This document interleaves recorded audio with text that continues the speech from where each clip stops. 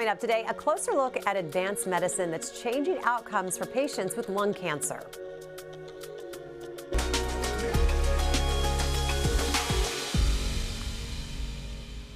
Good morning, I'm Jessica Lovell, and welcome to the Morning Medical Update. When a small spot was found on Lori Blevin's lung, her doctor referred her to the University of Kansas Health System. Doctors here are using the latest technology with the most precise tools available. This is video of another patient undergoing robotic technology, which helps doctors find, diagnose, and remove cancer with remarkable accuracy. From diagnosis to surgery, two specialized teams work together to guide Lori through her third battle with cancer. This time, she's not just surviving, she is in full remission. But if I could have Christmas every day, I would do it. I love this tree. With her year-round Christmas tree, yes, she does adjust the lights based on the season. So there's Halloween, July 4th, red, white, and blue. Christmas decorations, board games, and Hallmark holiday movies on repeat. All year. All year. Lori Blevins does what she wants, when she wants, which also explains the purple hair. I don't want to be gray. It also explains why Lori wasn't about to cancel her family vacation to Hawaii, even when she was recently diagnosed with lung cancer. But Lori's first of 3 bouts with cancer was 32 years ago. All my organs, the cervical, the fallopian tubes, everything. She had a full hysterectomy and was cancer-free for a year when doctors found another tumor in her lung. Surgeons removed her right lower lobe, and Lori was again cancer-free, this time for 30 years. But when she went to the doctor for some leg pain 11 months ago, And when they did the CT, they were like, what is that? her leg pain was the least of her worries. The CT scan detected a tumor, this time in her other lung, but they needed a special kind of biopsy to confirm it was cancer, which is how she met University of Kansas Health System interventional pulmonologist, Dr. Michael Postigo, and they hit it off famously. He came in and said, oh, by the way, it's going to be a robot that does it. And I said, excuse me? He said, now, not a real robot. He goes, that's not going to be, I'm going to be there. Dr. Postigo performed a robotic bronchoscopy. We are going to tell the system that the virtual part is matching the real. Guiding the equipment through a breathing tube into Lori's lung to take the biopsy. They're like over there, sitting at this machine and doing, yeah. When the cancer was confirmed, it was time to schedule a lobectomy surgery by cardiothoracic surgeon Dr. Ali Khan Naji. And yes, Dr. Naji gave her his blessing for him to do the surgery after that trip to Hawaii. And 3 months after that surgery, I'm in full remission. There's no issues of any kind. See, the lights are like in the branches. Lori's next order of business, getting those ornaments back up on her year-round Christmas tree and touching up her roots. So this isn't really even as bright as it normally is.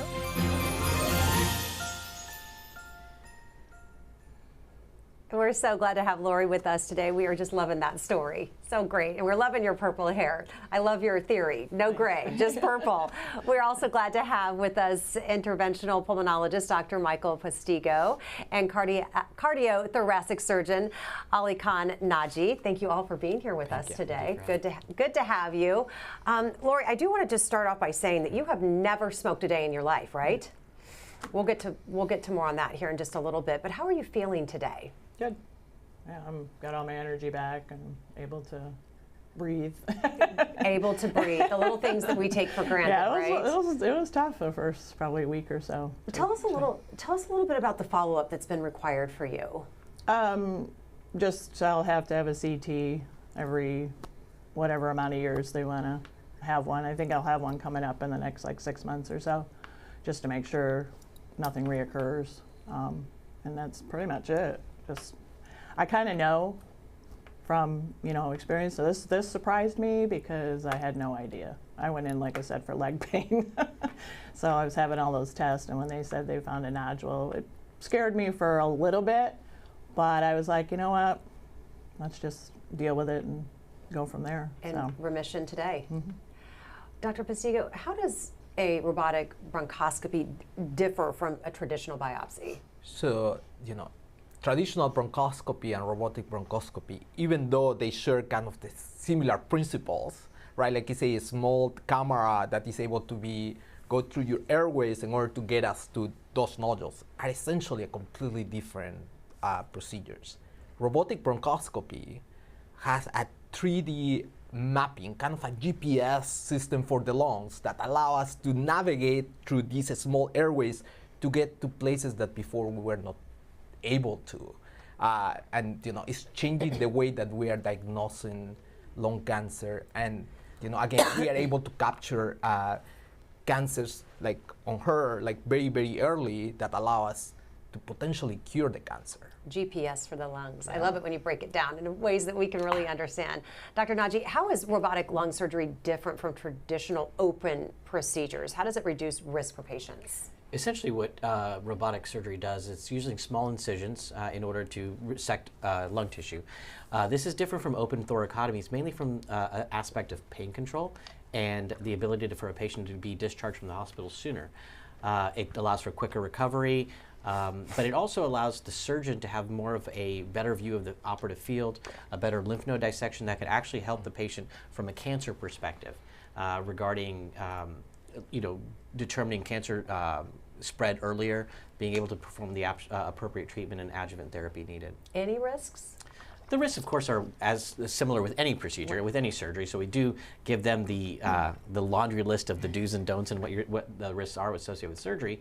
But I think those risks are somewhat mitigated in that the visualization for the surgeon is better, so we have a better idea of what we're getting involved in, and then for the patient post-operatively from recovery. So Lori, from a patient perspective, what questions did you have when they said a robot would be assisting in your surgery? I didn't really ask a lot of questions because I knew a little bit about those procedures, but I was like, a robot? That's fair. So then I was like, okay, and they're like, of course, they're there doing it. It's just, so it was a little funny at times. So when I tell people now that a robot did my surgery, they're like, Huh? What? The doctor wasn't there? No, the doctor was there. Yeah, he's not just in the corner sipping his coffee. Yeah. Taking it easy. Thanks for clarifying. Yes, okay. So what was the difference in healing and the recovery process between this surgery and your previous lobectomy? Well, my other one was just a laser. There was not much to that. I pretty much went home the same day. This one I was here in the hospital for 3 days, but I had a chest tube, so obviously I couldn't go home. But the rest of it wasn't really that bad. I felt actually good.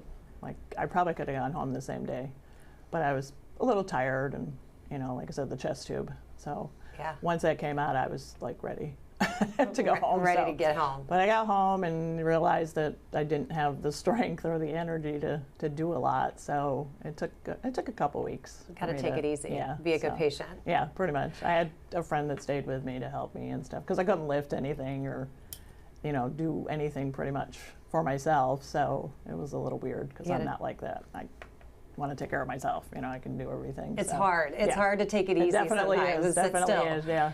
Dr. Postigo, what kind of accuracy? You kind of touched on it a little bit, but does this technology provide when diagnosing lung cancer? So again, I think that is changing the way that we are approaching lung cancer. Before this technology, and this technology is quite new, that started in the last 6 years. Reaching to those nodules in the lungs had been quite difficult. Those nodules tend to be in areas that are, very difficult to access. With this technology, we're reaching accuracy that before was not ever dreamed. Like just comparing with traditional bronchoscopy, is we go back onto traditional bronchoscopy, the chances of getting you the diagnosis was around 60%.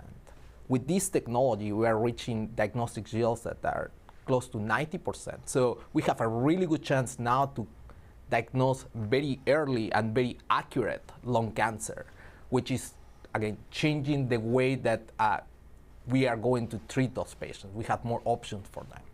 Is everyone a good candidate for this? For lung surgery, it really comes down to the ability for them to tolerate lung resection. So we are actually removing lung tissue. Unlike some other organs in the body, they don't regenerate very well. So you don't get that back. So you have to have the ability to tolerate having lung tissue removed. So we do check breathing function tests, and we look at numbers that say, what are our chances that the patient's going to be fine afterwards? Will they need oxygen? Will they not need oxygen? Also making sure somebody's heart's okay. We have to be able to tolerate having surgery. So not everybody's a good candidate, but we're finding out that if we're getting people earlier, we're having ability to do limited resections. It really does allow for more people to have surgery. Well, be sure to ask your questions. You can use the chat on YouTube or Facebook. You can email the Medical News Network. That information is there on your screen. Lori, I have to ask you, how were you able to stay positive after your third cancer diagnosis? It looked like you have a lot of positive family surrounding you, but that's really tough. The first time I was diagnosed, it was bad. Didn't know if I was going to live or die. So when this came about, I didn't have any issues. Like no pain, no breathing problems, nothing was stopping me from doing anything. So I just thought, okay, he's testing me again. And so but with the family and everything, everybody, I put it out of my head going, I'm going to be fine. I'm going to be fine. I got a good surgeon, good doctors, and I'm a lot of trust in your team, it sounds like. Yeah, so. They prevailed. Yes, and it did. Dr. Postigo, can you describe what you see and control during a robotic bronchoscopy? We're seeing some video here. Yeah, so absolutely. So essentially, I truly have a 3D mapping, to make it simple. I kind of have the Google Maps for the lungs that is already imported from the patient CT scan. And then I will control the camera very precisely with the control, and I am able to navigate, make these tight turns using the airways in order to get to that, area of interest, that small nodule in the lung. Actually, this system is extremely precise in getting us there. We have a CT scan in the room that will confirm the location of that nodule and confirm the location of the camera. When I reach to that nodule that I am trying to biopsy, the system is super stable. So I can just park my camera there and then, put different tools in order to get, enough tissue to establish the diagnosis that we're looking for. Dr. Naji, explain how you control the robot during surgery. So essentially, we start out at the patient, and we do place our ports. So they're usually about 5 small incisions, less than a centimeter, and the robot has 4 arms, and we have 1 little assist port. So once we place the ports in, we dock the robot and pass instrumentation into the field. I then move over to a console where I'm able to see a 3D image of everything, as if I'm looking with my own eyes into the chest. And then I control the robotic arms within the chest in order to perform the operation. So you have an operation coming up at 8:30. You said I have to have you out of here, right? Is that what you're doing today? Yes. So what's the prep that's happening? What is the prep to get ready for that? Like, is there a team getting this robot all ready for you to come up and just walk in? Does it? Well, no, it's not quite. I wish that'd be great. Maybe one day AI will come. I push a button and pick the right load. No, but I think right now what we have is the patients up in our preoperative suite. We have a wonderful set of nurses that work in our preoperative area that take care of the patient, do the intake, make sure they're ready for the operation. Our anesthesia teams, our surgical teams meet with the patient rest before they roll back. The anesthesia team brings them back to the operating room where our OR nurses have already prepped the room. The robot's ready to go in terms of sterility, the instrumentation and everything, and then they put the patient to sleep, we come in the room, we position, we do everything, prep, drape, all the good stuff, and then we get moving. It's a great process that involves a great amount of people, and we are very lucky here at the University of Kansas to have a wonderful team that does it. So what's the biggest misconceptions about robotic surgery, maybe that people kind of have flying out there that you want to put to rest? I am not drinking coffee. And sitting in the corner of the room. I am sitting in the corner, but with a machine that I'm actually controlling. So the robotic aspect is the visualization, the ability to control the arms. But it's in the non-traditional way is my hands are not directly on the patient while this is happening. The robotic arms are there, which I am controlling from a console. I know, when we hear robot, we think Lost in Space. Remember that Correct. show, Lost Yeah. in Space? Yeah, robot.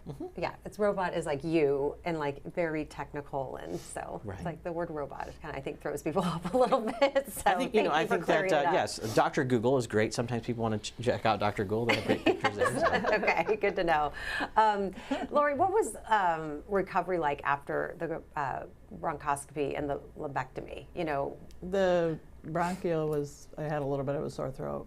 I went home the same day. Okay. There was nothing. and you're back to life completely. Yeah. Everything's good. Yeah. You're And back to then, decorating and you're ready for the yeah. holidays. Yeah. You said you were Yeah. kind of back to decorating. About 4 weeks, I was starting to feel more normal. More normal. I was still having trouble like walking distances. Okay. Like in the store or something. Okay. Because you know, and it would be like a half a breath. Okay. I'd be like, okay, I got to slow down, you know. So, but now it's, I mean, I could take full breaths. That would be and scary, though. I mean, Yeah. breathing's breathing. Yeah. That's kind of primal. Sleeping was a big issue Yeah. sometimes because my husband would hear me like take half a breath, so he'd wake me up thinking I wasn't getting enough air, you know. So that was a little bit but now it's nothing. I mean, I'm pretty much full. If people didn't know I had surgery, there'd be no difference of anything. So. Dr. Postigo, how does robotic bronchoscopy improve your ability to reach a small or deep lung nodule? Yeah, no, absolutely. So again, it's changing really how we are approaching to those lesions. Before this technology, we were not able to reach to a lot of those small nodules. So we are talking, you know, when we're trying to diagnose early lung cancer, we are talking on sub-centimeter lesions that are very deep into the lungs. So we need the precision, we need the accuracy to be able to reach there, and the stability, right? Like the lungs keep moving, so we need to move with the lungs in order to be able to get those small biopsies. So yeah, the accuracy of the system is just fantastic. Dr. Naji, how does this change your approach just as being a surgeon? I think what really, the robotic platform for lung surgery has been around a little bit longer than the one for bronchoscopy. But with Dr. Postigo and his team and the skill set that they provide, it allows us honestly to have a better, to provide better care for our patient population. We're getting cancers earlier, we're able to treat people with precision, the recovery's faster. So I think overall we're doing better for our patients. And I think in the end that's what really matters. Lori, how important was that trip to Hawaii before your treatment? Very. Just very, very, very. He wouldn't have been able to talk me out of it. It would have really had to been like me not being able to like walk or do anything. You that were would have been the only determined. way. But I was like, I told him when he first came in, I was like, I got a Hawaii trip. He's like, okay. I bet that happens, though. You have those conversations with patients. We do have those conversations, and in all fairness, Lori's cancer is not the typical type of cancer that we would say, okay, we need to do this right now. She had what we call carcinoid lung cancer, and that's not usually smoking related, and it's a very more of a very slow growing type of tumor, so that we could afford her the opportunity to go to Hawaii. So I don't want to put out there that just because you have cancer, oh sure, you can go on a trip and we can wait. Some cancers, not every cancer is created equally. Yep. And I think we just need to do our shared decision making with the patient to make sure we're all on the same page and we understand the risks and the benefits of waiting or doing something up front. But in that regard, Lori's cancer was one that allowed her to go to Hawaii, if you will. But I like you bringing that up, though, that those conversations do happen on a personal level. Yes. That there's things that patients have to fight for. You know, it's family, it's trips, it's life. Correct, and I'm a very big proponent of that. It's a matter of making sure you're not just treating the disease in front of you, you're treating the patient, the family, and I think that that's the approach that we bring here at the University of Kansas. We're really trying to treat our patient and their family. Let's talk about, we talked right off the top of the show, I think when people think lung cancer, we immediately go to somebody who must have been a lifelong smoker, and then when we find out that someone has never touched a cigarette in their life, it's just baffling. Where does that come from? So unfortunately, what we're seeing historically, the number of lung cancers that were from non-smokers were fairly small, but we're actually seeing that number slowly increase over time. And what we're finding out is that there are a lot of environmental factors, whether it's air quality. You know, I know people have heard of radon, other buzzwords that are there, but in essence, you know, anything that you're doing that is bringing badness into your lungs from the air, can affect you in a bad way. Not everybody is the same. So some people are affected a different way than others. So unfortunately, we are seeing an uptick in lung cancers that are from non-smokers. Unfortunately, those tend to be more in females. This type of cancer is not one of them, Okay. but unfortunately, we are seeing that in our society. So that's tricky. Everything you're saying is tricky. So then what do you do about screening? So, great question. So we do have a robust lung cancer screening program here at the University of Kansas. I will be giving a talk about this in 7 years, or 50 and 80 years if you have private insurance, so Medicare is 77, and you've had a 20-pack year smoking history, which means you've smoked on average 1 pack per day for 20 years, or 2 packs per day for 10 years, or half a pack per day for 40 years.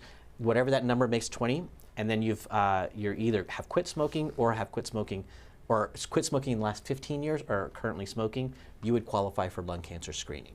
So that's if you go to see your PCP, there are the trigger buttons that say, oh, you're due for a colonoscopy or you're due for your mammogram. They actually have these built into EMRs now where they say, oh, hey, if you input the right data, it'll trigger you to say, you might qualify for lung cancer screening. So Great information. Thank you for sharing that.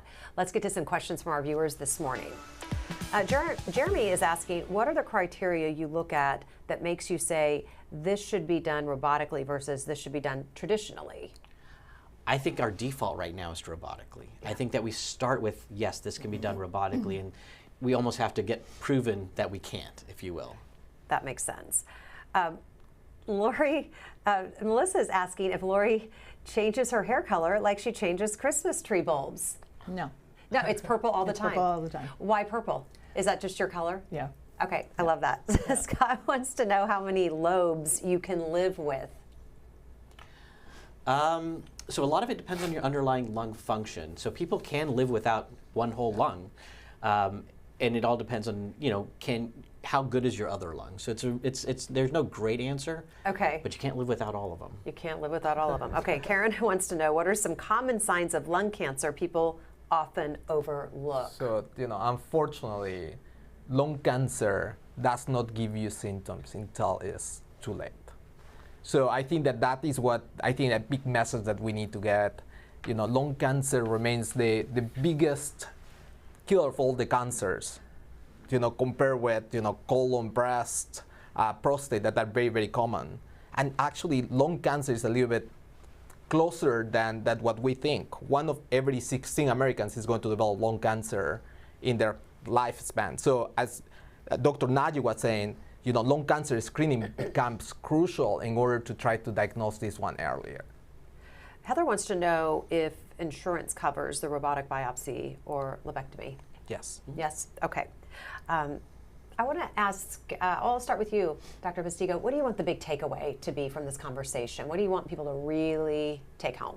I think that we need to realize that lung cancer, we need to change how we are approaching lung cancer. Is we want to change those trends and start, saving more lives. I think that we need to diagnose earlier. I think that the technologies that we have here at the University of Kansas are helping us to diagnose earlier, like robotic bronchoscopy, and then robotic surgery can diagnose and potentially cure those cancers earlier. Right now, unfortunately, lung cancer is being diagnosed very late. For every 4 patients that we diagnose, 3 are not going to survive by year 5 because, again, we are diagnosing too late. So lung cancer screening is super important.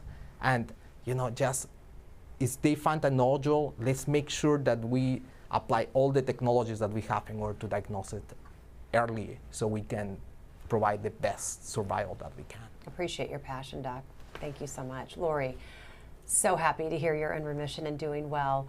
What's the big takeaway from your story? Well, just make sure you get checked for anything because it can just pop up. It's like, I never thought in a million years that I had this nodule, and I guess having the leg issue was a good thing in a sense because then they did all the testing and whatever and said, so now I feel good.